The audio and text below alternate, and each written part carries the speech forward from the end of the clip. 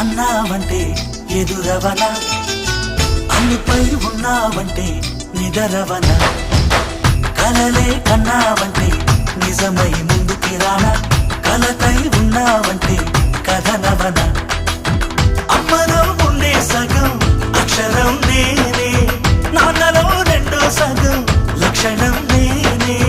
అమ్మ తోడు నాన్న తోడు అన్ని నీకు అన్నే చూడు, చెల్లిపోని బంధం నేనమ్మా, చిటి చెల్లెమ్మా, వెళ్ళిపోని చుట్టం నేనమ్మా.